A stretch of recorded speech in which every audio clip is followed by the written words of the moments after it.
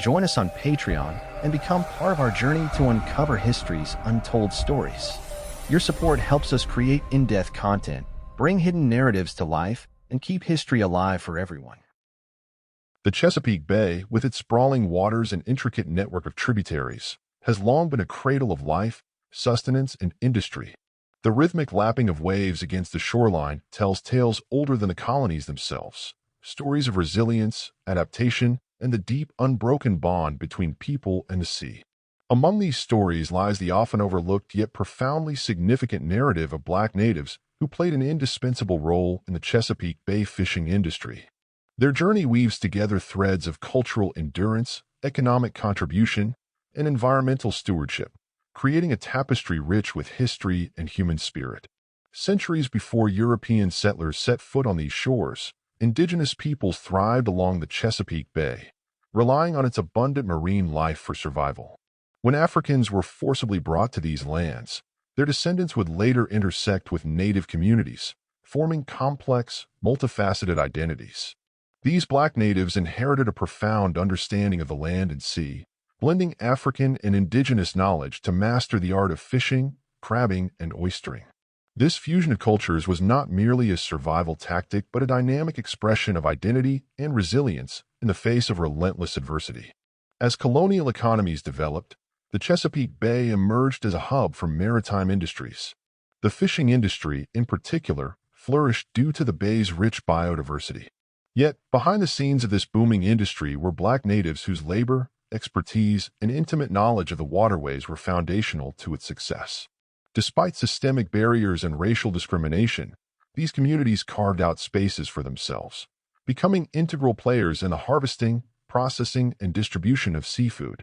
Their hands pulled oysters from the brackish depths, maneuvered boats through treacherous waters, and wove nets that would bring in hauls of fish, sustaining local and distant markets alike. The labor-intensive nature of fishing required not just brute strength but a deep understanding of the bay's seasonal rhythms and ecological patterns. Black natives possessed this knowledge, passed down through generations, blending indigenous fishing techniques with African maritime traditions. They understood the migratory patterns of fish, the tidal shifts, and the subtle signs nature offered, insights that made them exceptional fishermen, crabbers, and oystermen. Their boats, often handcrafted, were more than vessels. They were extensions of cultural legacy, built with skill and care, designed to navigate the unique challenges of the Chesapeake's waterways. However, their participation in the fishing industry was not without struggle. Racial segregation and discriminatory labor practices often relegated Black natives to the most grueling and least profitable segments of the industry. White-owned fisheries and processing plants dominated the market, controlling prices and limiting access to resources and markets for Black and indigenous fishermen. Yet, through cooperative efforts and mutual support within their communities, Black natives established their own networks of trade and support. Informal economies flourished, with families working together to sustain their livelihoods despite the oppressive socioeconomic systems designed to marginalize them. Moreover, the environmental degradation of the Chesapeake Bay posed additional challenges. Overfishing, pollution, and industrial encroachment threatened the delicate ecosystems that had sustained life for centuries. Black native fishermen, intimately connected to the health of these waters, were among the first to recognize these dangers. Their traditional practices, rooted in sustainability and respect for nature, contrasted sharply with exploitative industrial methods.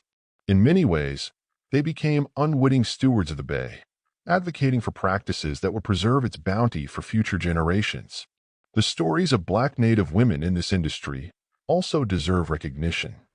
While much of the labor narrative centers on men at sea, women played crucial roles in sustaining these maritime economies. They processed catches, managed family businesses, and maintained the cultural traditions that underpinned community resilience. Their contributions were both economic and cultural, ensuring the survival of their families and the perpetuation of hybrid African indigenous identities. Through wars, economic depressions, and social upheavals, the Black natives of the Chesapeake Bay fishing industry persisted. Their story is one of quiet endurance and unrecognized influence, echoing through the generations.